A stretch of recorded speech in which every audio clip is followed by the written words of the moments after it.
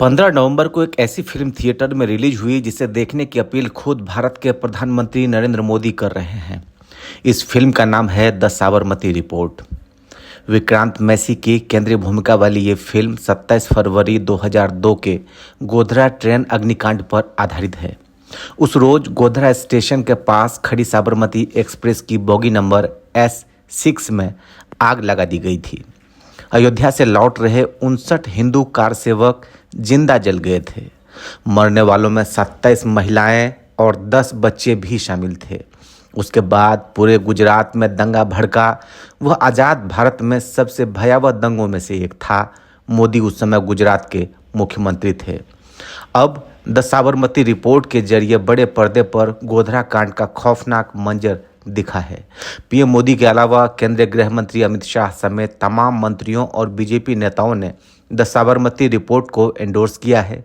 2002 के गोधरा ट्रेन अग्निकांड के बारे में आपको शायद फिल्म से पूरी जानकारी ना मिले। गोधरा कांड की पूरी कहानी आगे सुनिए। 27 फरवरी 2002 की सुबह करीब 7:45 बजे मुजफ्फरनगर से निकली साबरमती एक्सप्रेस अब गोधरा पहुंचने वाली थी। ट्रेन करीब 4 घंटे की देरी से चल रही थी। अहमदाबाद जा रही ट्रेन में कम से कम 2000 कार सेवक अयोध्या से सवार हुए थे। ये सभी विश्व हिंदू परिषद के बुलावे पर पूर्ण आहुति महायज्ञ में भाग लेने के लिए अयोध्या गए थे। ये महायज्ञ राम मंदिर आंदोलन का एक हिस्सा था। साबरमती एक्सप्रेस अभी गोधरा स्टेशन पर पहुंची ही थी कि सैकड़ों की संख्या में भीड़ ने धावा बोल दिया। S6 कोच में बाहर से आग लगा दी गई। कोच में सवार 59 यात्री जलकर मर गए। उनमें 27 महिलाएं और 10 बच्चे शामिल थे।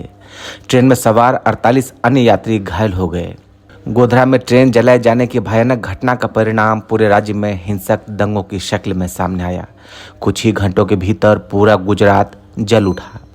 केंद्र सरकार ने 2005 में राज्यसभा को बताया कि दंगों में 254 हिंदुओं और 790 मुसलमानों की जान चली गई। कुल 223 लोग लापता बताए गए और हजारों लोग बेघर हो गए।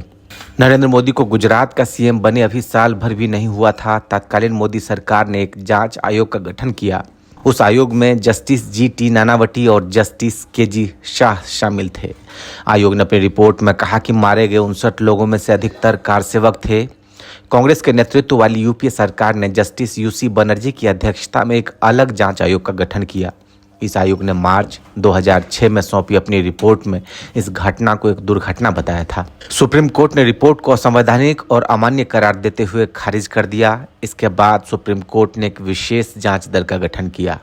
आयोग द्वारा अपनी जांच पूरी करने से पहले ही मार्च 2008 में जस्टिस KG शाह की मृत्यु हो गई। उनकी जगह जस्टिस अक्षय H मेहता ने ली। जस्टिस नानावटी और जस्टिस अक्षय मेहता ने उसी साल नानावटी शाह आयोग की अंतरिम रिपोर्ट पेश की। उसमें ट्रेन में आग लगने की घटना को एक साजिश बताया। गोधरा कांड और उसके बाद भड़के दंगों ने भारत की राजनीति को हमेशा के लिए बदल दिया। इस मामले में अदालती कार्रवाई जून 2009 से घटना के 8 साल बाद शुरू हुई।